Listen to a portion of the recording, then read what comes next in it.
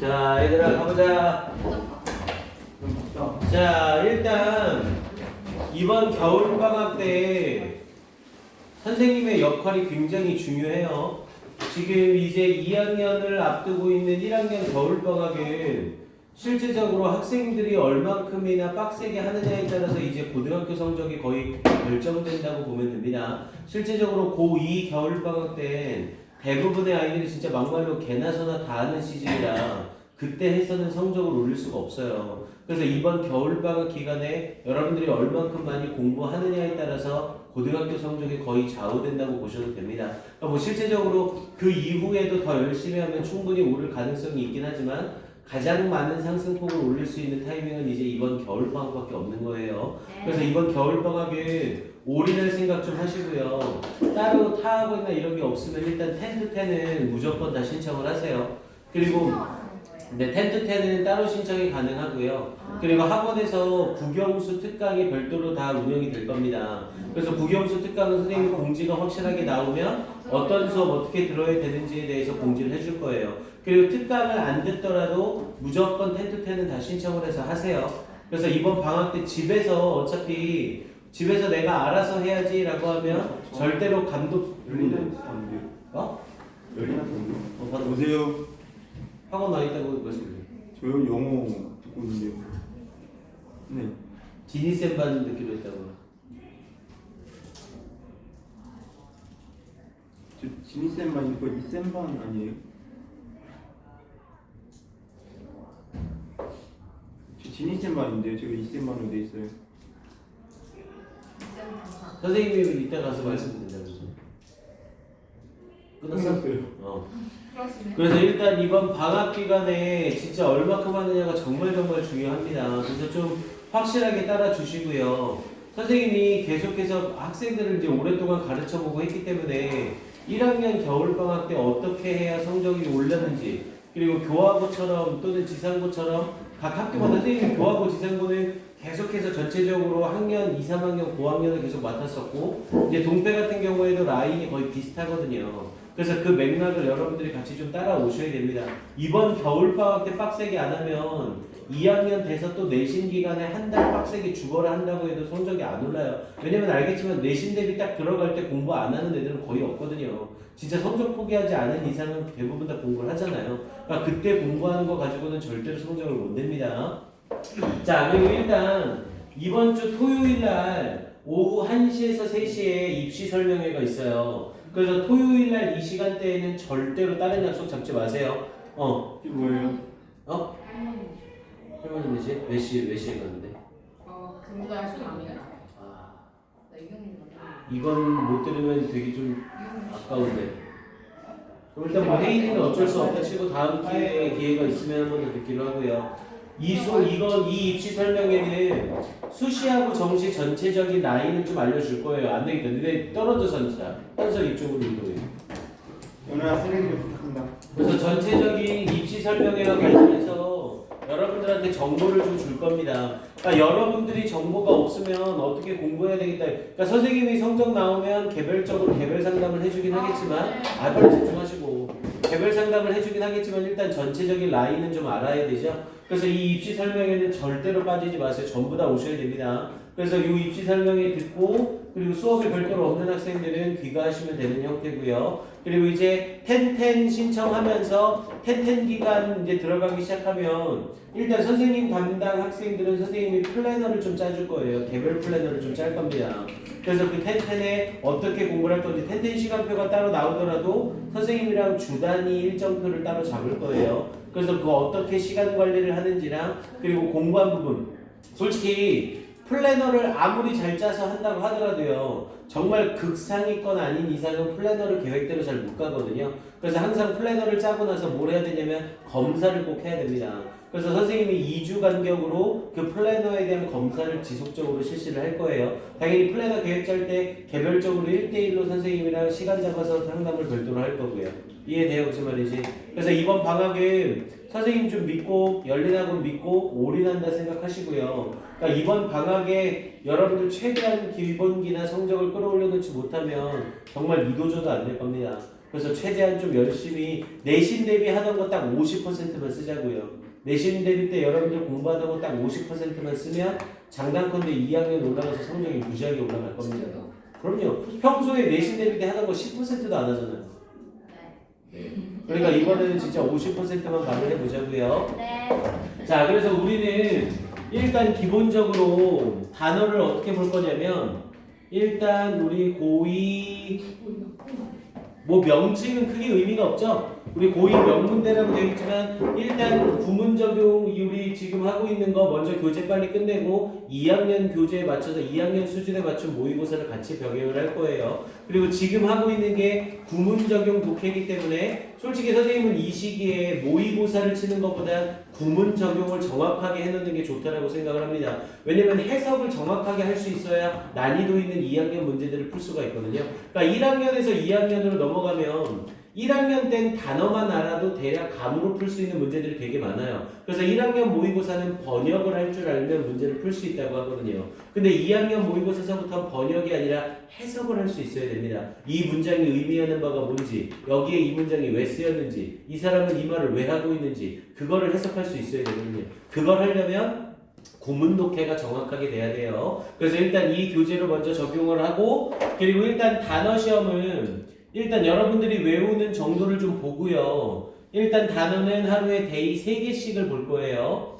데이 3개씩을 보면 단어 개수는 총 90개입니다. 그러니까 이틀에 90개로 단어 시험을 볼 거여서 시험지는 원래 기존에는 선생님이 제 시험을 볼 때 제 시험지를 같은 걸로 봤거든요. 그나마 그렇게 해서 같이 좀 외워라 이런 식으로 갔던 건데 방학 중에는 절대 그러면 안 됩니다. 그러니까 이번 겨울방학에 어휘량을 못 올리면 진짜 이도저도 안 돼요.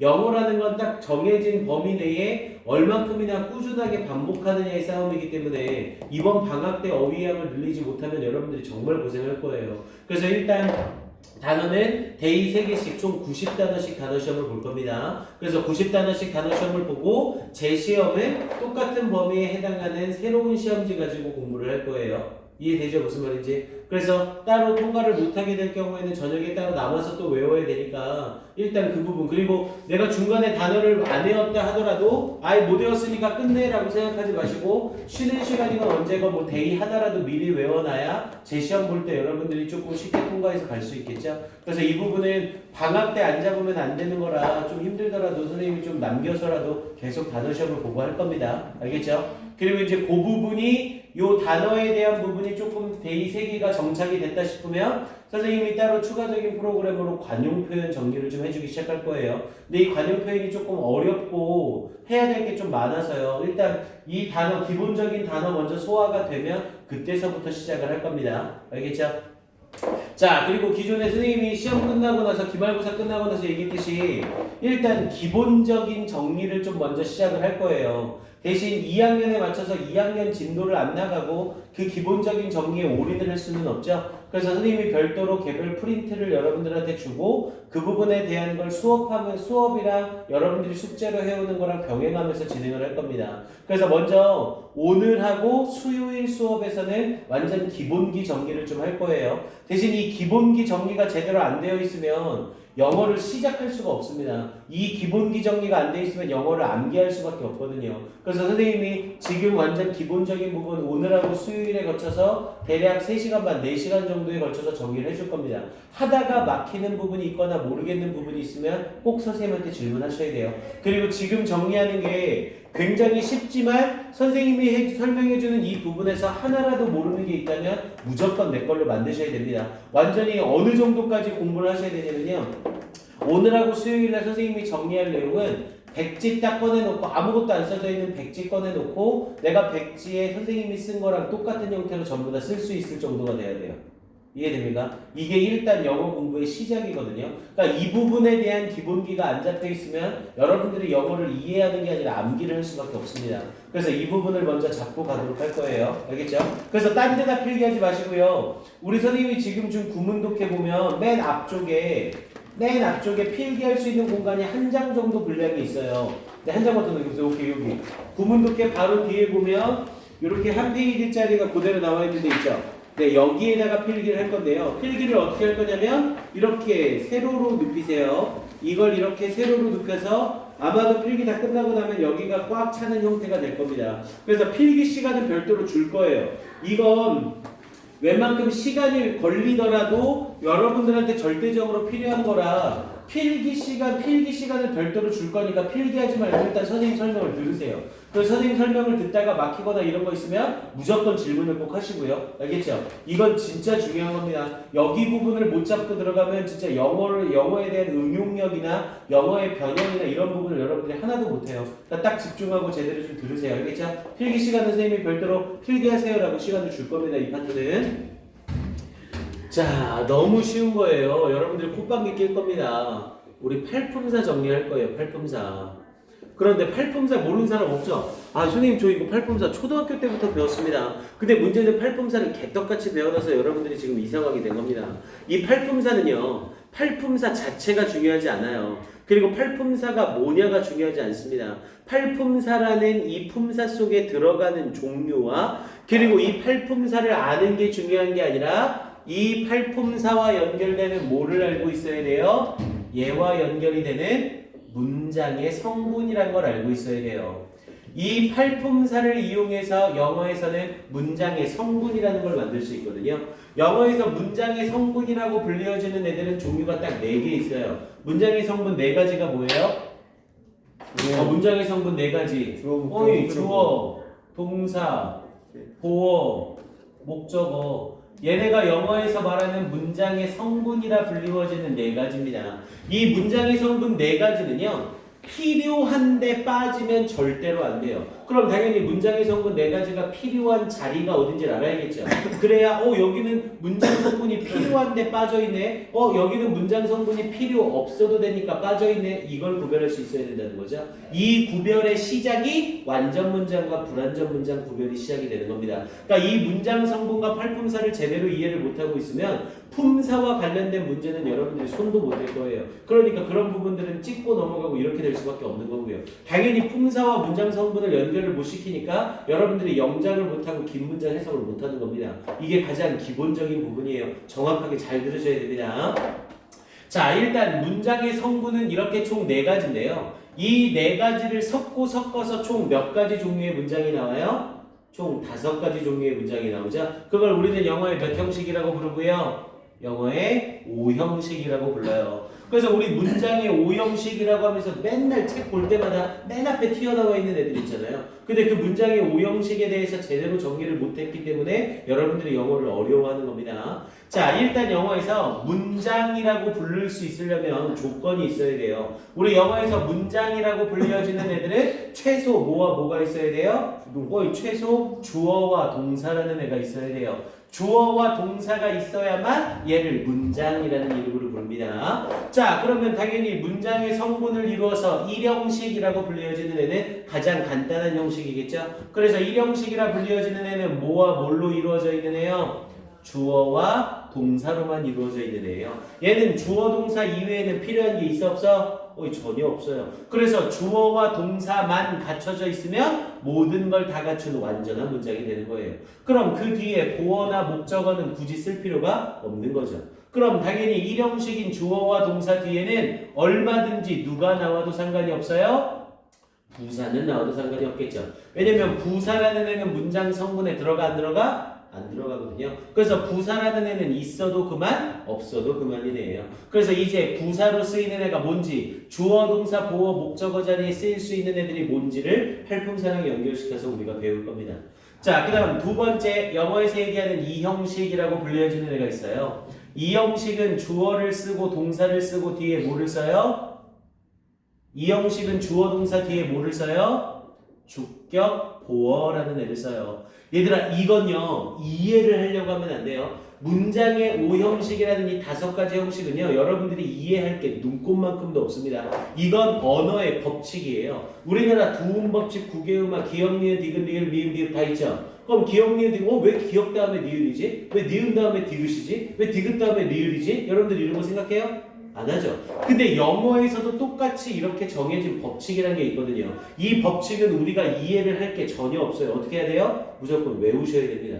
얘는 이해를 통하는 게 아니라 먼저 이 5가지 형식을 외워놓고 외워놓은 후에 각각의 성분을 하나씩 하나씩 정리를 해나가야 돼요. 선생님 저 문장의 5형식 하나도 이해 안 가요. 그럼 선생님한테 싸다고 만든 겁니다.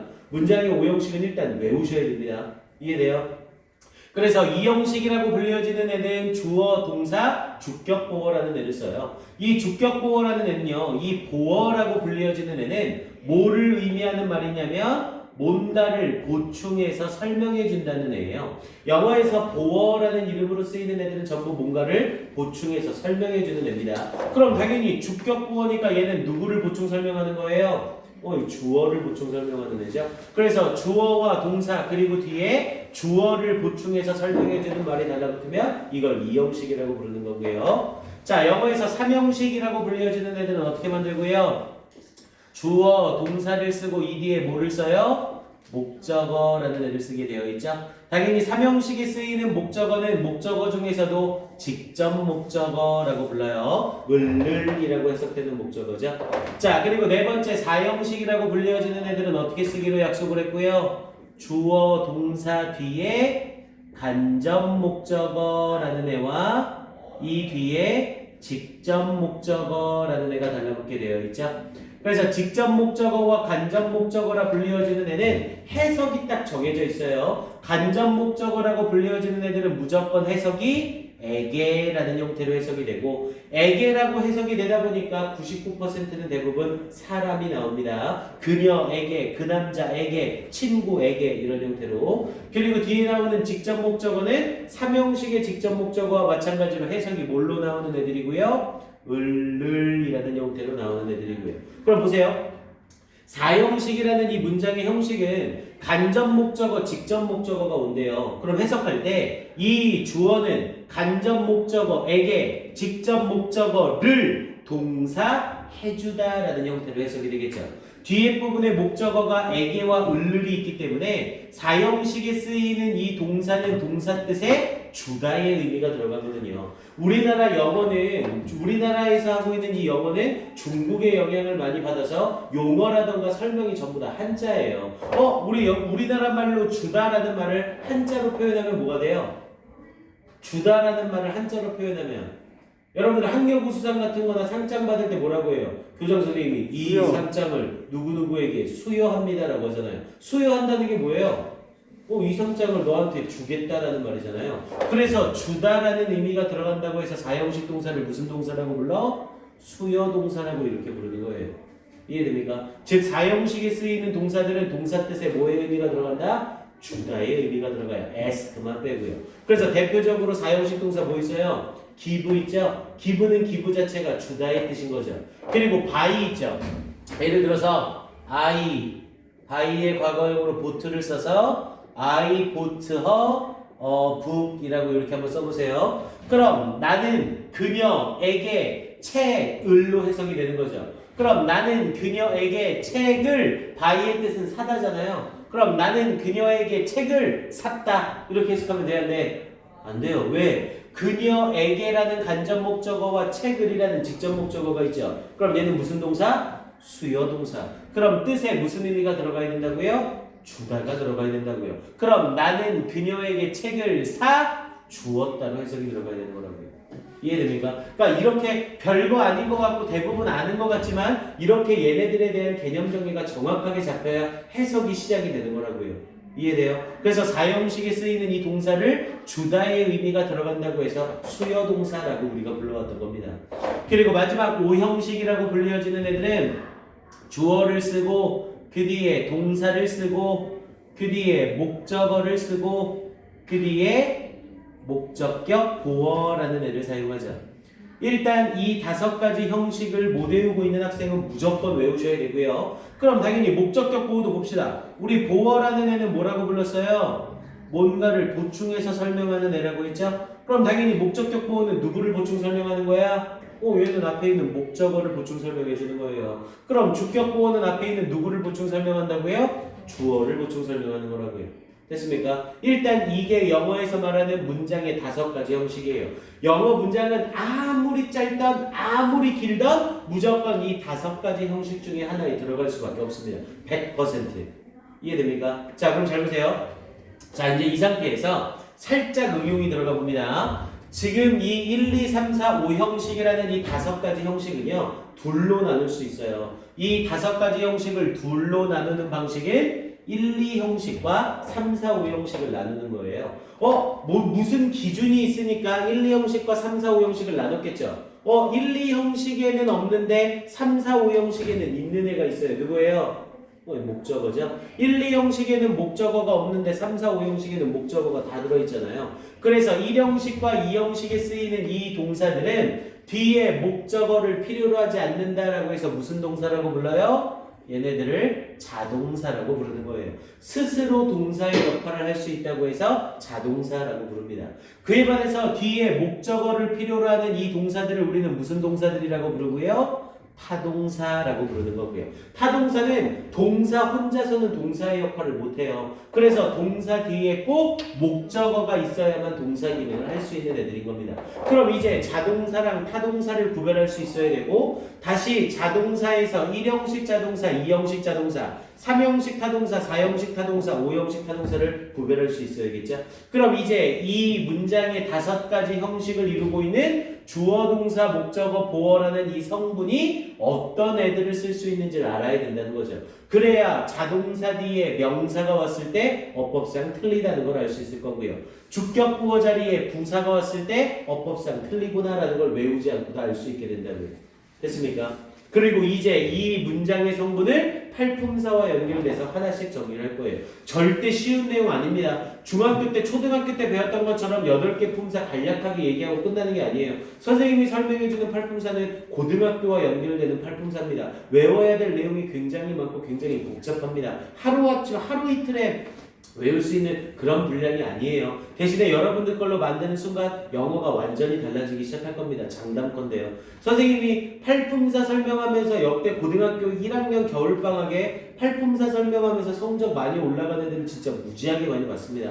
그러니까 팔품사 이 부분에 대한 개념이 안 잡혀 있어서 영어 공부를 하기는 미친 듯이 하는데 응용을 하나도 못하는 거죠. 응용을 하나도 못합니다. 그리고 해석이 계속 꼬여요. 아는 단어도 더럽게 많은데 2학년 중반서부터 2학년 6월 모의고사서부터 모의고사 점수가 쭉쭉 떨어지게 됩니다. 근데 그걸 막을 수 있는 방법이 이 기본기 정리입니다. 이거 선생님이랑 한번 딱 정리하고 여러분들 걸로 만들면 지문 해석하고 영어 문장 볼 때 여기에 왜 LI가 붙어야 되는구나. 여기에는 왜 LI가 붙으면 안 되는구나. 얘는 왜 ED구나. 이런 게 하나 두 개씩 이해되기 시작할 겁니다.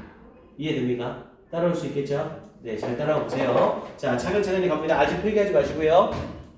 자, 우리 영어에서 말하는 8가지 품사 중에 가장 첫 번째 품사는 명사라는 품사가 있어요. 자, 이 명사라는 품사는요, 개념은 아주 간단해요. 영어에서 명사라 불리워지는 애는 뭐를 말하는 거예요? 뭔가에다 이름을 부여해 놓은 거예요. 뭔가에 이름을 붙여서 사회적인 약속을 만들어 놓는 거죠. 예를 들어서 명사 하나를 한번 써볼게요.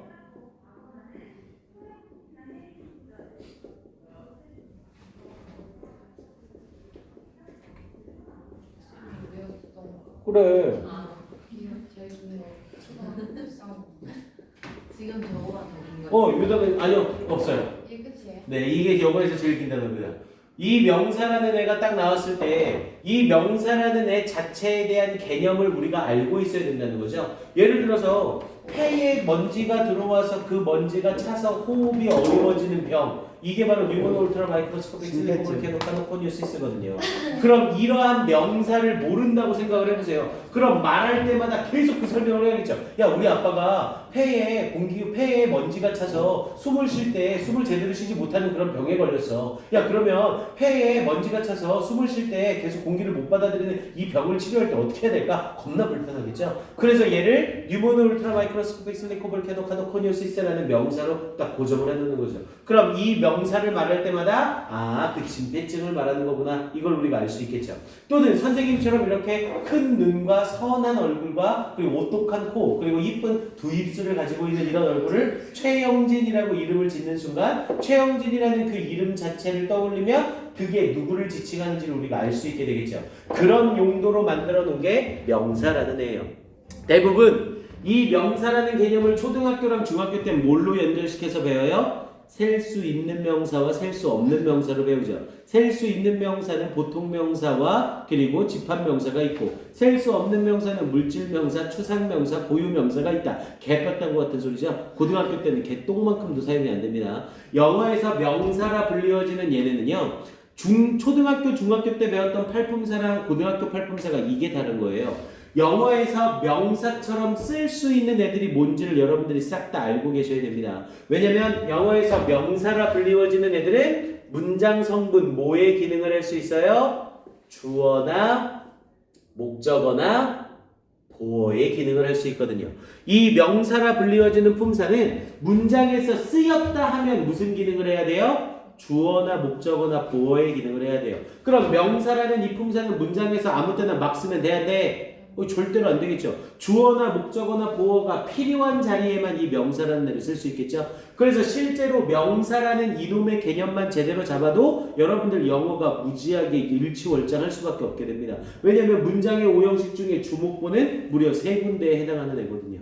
이해됩니까? 그런데 문제는 이 명사라는 애의 종류를 여러분들이 아예 모르지도 않아요. 아예 처음 접하는 것도 아닙니다. 근데 문제는 여기저기 두둥실 다 떠다니고 있다는 거죠. 그걸 선생님이 한 군데다가 싹 모아줄 거예요. 영어에서 명사처럼 쓰일 수 있는 애들은 종류가 굉장히 많아요. 그중 첫 번째로 누가 있고요? 당연히 명사 자체가 있어요. 당연히 명사 자체는 명사로 사용이 될 수 있겠죠. 당연히 어떤 애들, 우리가 이름 붙여놓은 애들, 뭐 데스크라던가 북이라던가 카라던가 이런 애들이요. 이렇게 아예 알파벳 여러 개가 묶여서 명사라는 단어로 탄생한 애들이 있죠. 그럼 당연히 얘는 명사의 기능을 할 수가 있겠죠. 그 다음 두 번째로 명사로 사용될 수 있는 애로 누가 있었어요? 당연히 대명사라는 애들이 있었죠. 우리 대명사라는 애는 명사를 어떻게 하는 애요? 대신해서 사용하는 애죠. 우리 아까 했던 규성진폐증 이거 생각을 해보세요. 우리 아빠가 규성진폐증에 걸렸다. 규성진폐증은 위험하다. 어떻게 규성진폐증을 치료할까? 마이파더 가더 뉴모노 울트라 마이크로스코픽 실리코블 캐노카노코니오시스 뉴모노 울트라 마이크로스코픽 실리코블 캐노카노코니오시스 베리 데인저러스 책을 내가 말하다 뒤지게 생겼잖아요. 그러면 당연히 얘를 간단하게 뭘로 바꿔서 쓰면 돼? 대명사 이수로 바꿨으면 아주 쉽게 의사소통이 되거든요. 그래서 만들어진 게 대명사예요. 명사를 간결하게 표현하기 위해서. 대신 주의할 점은 대명사는 명사를 대신하지만 문장의 성분 역할 중 뭐와 뭐의 역할밖에 못해요? 주어와 목적어의 역할밖에 못해요. 보어의 역할은 대명사가 할 수가 없습니다. 그래서 여러분들이 비동사 뒤에 대명사 오는 거 본 적 있어요? 없죠? I am he, I am she 이런 표현 본 적 없잖아요. 영어에서 대명사는 주어나 목적어의 기능만 할 수 있습니다. 자, 세 번째로 영어에서 명사처럼 사용할 수 있는 애로는 누가 존재하냐면 명사구라는 애가 존재해요. 자, 영어에서 구라는 이 용어는 실제적으로 모른다 하더라도 여러분들이 문제 풀 때 여러분들한테 어려움을 주진 않습니다. 하지만 용어에 대한 개념 정리가 되어 있어야 여러분들이 공부하기가 편해요. 이해하기도 편하고요. 영어에서 구라고 불리어지는 애는 뭐를 구라고 불러요? 구는 무조건 단어 플러스 단어를 구라고 불러요. 대신 단어 플러스 단어이긴 한데 이 단어 플러스 단어가 묶여져서 하나의 품사의 기능을 하고 있어야 돼요. 그냥 아무 단어나 묶였다고 해서 걔네를 구라고 하지 않습니다. 예를 들어서 더라고 해봅시다. 더라고 했을 때 얘는 구의 형태를 떼어야 안 떼요? 안 떼어요. 어하고 더는 붙어봤자 얘가 할 수 있는 기능이 아무것도 없거든요. 그런데 예를 들어서 더, 북이라는 형태로 이렇게 단어 두 개가 합쳐졌어요. 그러면 얘는 북 자체는 명사지만 더, 북이라는 형태가 되면 이건 단어가 두 개잖아요. 그럼 얘는 당연히 무슨 구가 되는 거고요? 명사 구가 되는 거고요. 명사처럼 쓰이는 두 개 이상의 단어가 합쳐졌다는 거죠. 됐습니까? 이 용어 개념을 아셔야 됩니다. 현수야 정신 차리라고 빨리. 정신 차려. 자, 그래서 이렇게 쓰이는 명사구의 종류를 알아볼게요. 영어에서 사용되는 명사구는 하늘에 싸그리 다 초등학교 1학년부터 대학교 대학원까지 다 가더라도 명사처럼 쓸 수 있는 구는 딱 4개밖에 없어요. 명사구의 종류는 딱 4개. 그 4가지 중에 첫 번째가 뭐예요? 더 플러스 형용사예요. 원래 형용사 앞에는 관사 덜을 못 붙이죠? 근데 형용사 앞에 미친 척하고 덜을 떡하고 붙이게 되면 더 플러스 형용사는 두 가지로 풀이가 바뀝니다. 뭐나 뭐로 바뀌냐면 앞에 사용한 형용사를 그대로 쓰면서 형용사 플러스 people의 의미가 되거나 또는 형용사 플러스 띵의 의미로 사용이 돼요. 대신에 주의해야겠죠? 왜? 이 형용사와 연결되는 명사가 people이면 얘는 무슨 취급을 해야 돼? 복수로 취급을 해야겠죠. people은 사람들이니까요. 그에 반해서 사물로 연결이 돼서 형용사 띵을 쓰게 되면 얘는 무슨 취급해야 돼? 얘는 단수로 취급을 해야 돼요. 이해됩니까? 문영아 손톱손질 나중에 하셔도 돼요. 이거 꼭 들어야 돼. 이거는 지금 남은 기간 중에 이번 한 번 말고는 따로 설명을 선생님이 할 시간이 없어요. 잘 들으셔야 됩니다. 아니 팔품사 설명을 고등학교 2학년한테 4시간 동안 하는 미친 선생님이 어딨어. 잘 들으셔야 돼요. 그리고 이 팔품사와 관련된 선생님 이 설명은요. 장담컨대 선생님보다 더 잘하는 사람 없습니다. 장담컨대. 그리고 이거 설명 한번 듣고 나면 영어가 정말 달라진다니까요. 믿으세요. 믿으세요. 지금 이 시점에 여러분들이 기본을 잡을 수 있는 건 선생님밖에 없습니다. 믿으세요 진짜. 선생님 경력 고등부 경력만 15년이에요. 그리고 1학년 때 등급 개똥으로 나왔던 애들 1등급 만든 애들만 해도 수백 명입니다. 제발 믿으세요. 아 너무 잘하겠나? 자 보세요. 일단 명사 구중에 더 플러스 형용사가 나오면 얘는 형용사 people이나 형용사 띵이 돼요. 당연히 이때 사용되는 형용사의 해석에 따라서 people 띵이 결정될 수도 있고요. 문맥에 따라서 people 띵이 결정될 수도 있겠죠. 예를 들면 이렇게 보세요. The aged are not happy. 자 이렇게 보고요. 살짝 바꿉시다. The aged is not happy 이렇게 썼어요. 그리고 이때 is에 밑줄을 쳐놓고 어법상 맞습니까? 틀립니까? 이렇게 문제가 나온 겁니다. aged라는 이 표현은 동사 age, 나이가 들다, 노쇠하다라는 의미고요. aged라는 형태를 쓰면 형용사가 돼서 뜻은 나이든이라는 뜻이 돼요. 그럼 우리 나이 들었다라는 표현은요. 사람한테 써요? 사물한테 써요? 당연히 사람한테 쓰죠. 야 이거 나이 든 책상 안녕하세요 인사해요 여러분들. 이제 또라이죠. 그럼 당연히 이때 the aged는 이 형용사의 성질상 aged 뭐가 돼야 맞는 거야? aged 띵이야? aged people이야? aged people이 돼야 정상인 거죠. 이렇게 이해됩니까? 그럼 aged people은 단수야 복수야? 복수. 그럼 비동사 is 쓰는 거 맞아 틀려? 틀려요. 이게 18학년도 수능 문제예요. is가 아니라 a를 써야 된다고. 이게 수능 문법 문제였습니다. 그러니까 이런 기본기가 안 잡혀 있으면 수능이고 백날이고 고2 거 고3 거 백날 공부해봤자 여러분들이 문제를 나왔을 때 틀리다고요. 불화가 아니라 수능 실제 문제예요. 이해됩니까? 그래서 기본기가 중요하다는 겁니다. 그래서 더 플러스 형용사가 나오면 얘는 형용사 플러스 people은 복수 취급, 형용사 플러스 띵은 단수 취급. 당연히 더 플러스 형용사는 그래서 뭐가 되는 거고요? 명사 구라는 형태로 사용되는 명사인 거고요. 이해됩니까? 그래서 명사니까 문장의 주어 역할을 하면서 더 플러스 형용사가 사용된 거잖아요. 이해돼요? 자, 그 다음 두 번째. 영어에서 명사 구로 사용되는 두 번째 케이스는 우리 너무너무 잘 알고 있는 to 플러스 동사 원형이죠. 당연히 to 플러스 동사 원형을 우리는 투부정사라 부르고 대신 투부정사라고 부를 때 우리 부정사라고 부르잖아요. 이거 왜 부정사예요? 이름이 헤이야! 이거 왜 부정사예요?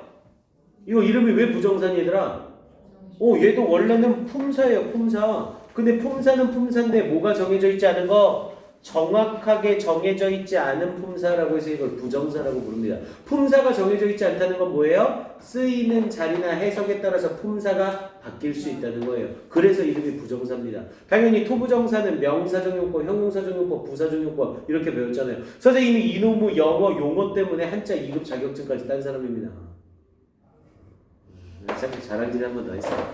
자 어쨌건 to 플러스 동사 원형을 쓰는 순간 얘는 투부정사의 무슨 용법으로 쓰여서 명사적 용법으로 쓰여서 해석할 땐 동사하기 또는 동사하는 것이라는 형태로 문장에서 명사의 기능을 할 수 있죠. 당연히 단어 2개 이상이 묶여서 명사처럼 쓰이니 명사구라는 이름을 가지게 되고요. 자, 그 다음 얘네와 함께 세 번째로 누가 있어요? 동명사라는 애들이 있죠. 당연히 우리 동명사라 불리워지는 애는 동사 원형에 뭘 붙이는 거고요? ing를 붙이내고요. 당연히 동명사와 현재 분사 역시 따로 구별을 해야겠죠. 동명사는 문장에서 사용이 될 때 역시 명사처럼 쓰여서 해석할 땐 뭐뭐 하기 또는 뭐뭐 하는 것이라는 형태로 투부정사와 해석이 완전히 똑같죠. 자, 그럼 더 플러스 형용사와 투부정사 그리고 동명사 그리고 나머지 네 번째 한 가지가 더 있죠. 그 마지막 네 번째가 누구고요? 의문사 플러스 투부정사가 있어요.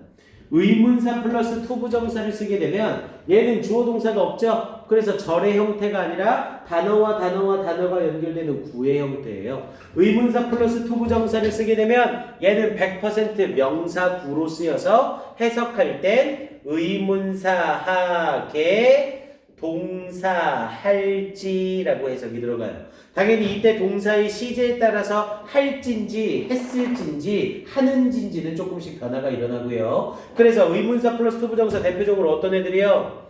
Where to go. 그럼 이거 해석할 때 뭐라고 해석해? Where to go 어디 뭐라고 해석해요? 어디로 갈지 이렇게 해석하잖아요. 또는 what to do 뭐라고 해석해요? 무엇을 할지 이렇게 해석이 들어가잖아요. 그래서 의문사 플러스 투부정사까지가 영어에서 얘기하는 명사구예요. 명사구는 이 네 가지를 제외하고는 존재하지 않습니다. 이해됩니까?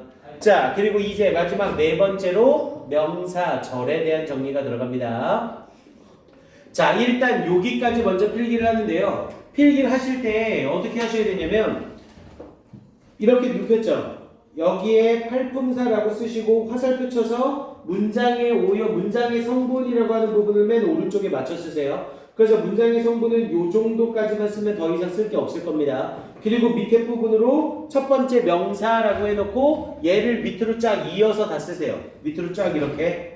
이해됩니까? 무슨 말인지. 대신 너무 많이 나오면 안 돼요. 한 요 정도까지 나올 수 있도록 일렬로 쫙 내려서 쓰세요. 알겠죠?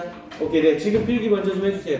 필기하고 쉬는 시간 줄게요. 현수야, 빨리 정신 차리고 빨리 필기해. 잠깐만 한 번씩. 그 목적어 같은 그런 거 없이 혼자서 동사 역할을 할 수 있는 거라고. 네, 그래서 스스로 동사 역할을 할 수 있는 거야. 네, 그러면 뒤에 부사나 목적어가 안 와도 되는 거예요? 부사나 주격보어가 안 나오면 일형식 완전 자동사가 되는 거고요. 네.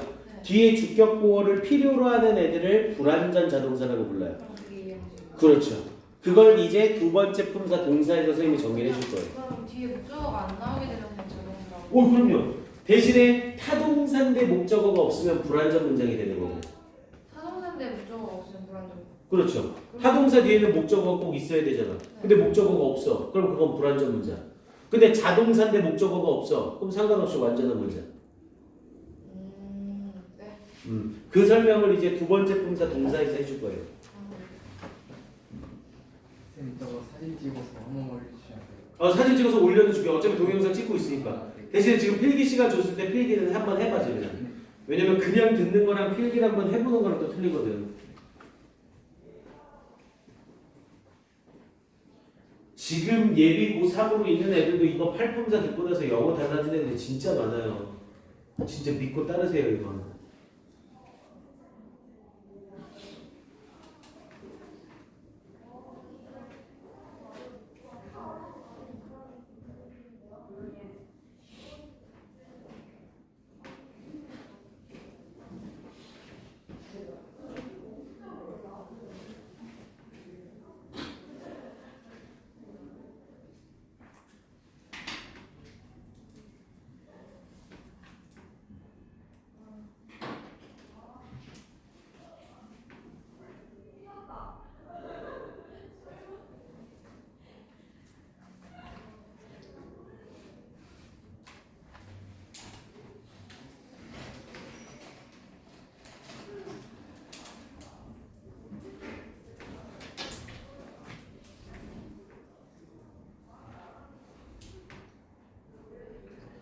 이거 진짜 수십 번 다시 되짚어서 봐야 돼요. 필기 예쁘게 최대한 잘 해주세요. 선생님 필기 시간은 넉넉히 줄 테니까 잘 알아볼 수 있게 필기 잘 하세요.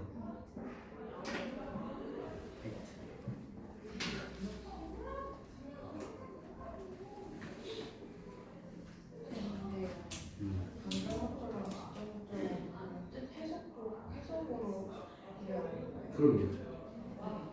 그리고 이제 수요 동사로 쓰이는 동사의 종류를 최대한 많이 익혀야지. 주다하는 지금 근데 주다의 뜻이 있는 게 있고 주다의 뜻이 없는. 아까 바이 같은 경우도 보잖아요. 바이가 그냥 사다의 뜻이 있고 사주다로 쓸 수 있고. 아 그냥 간접 목적 뒤에 지정 목적 이렇게 오는 게 있을 때는 수요 동사 쓰인다고. 그렇죠. 근데 수요동 일단 간접 목적어, 직접 목적어가 있으면 무조건 수요 동사고. 근데 간목주목이 없을 때가 있는 거죠. 없을 때도 수요 동사 올 때가 있어요. 당연히 뒤에 직접 목적어가 사라지면서 관계대명사 쓸 수 있지. 혹시 저거 좀 빌려주세요. 어떤 거요 이거? 아 저거? 네. 나무용에는 화이팅! 저희 에이스 나무용이라고 합니다. 아 그런가요? 네.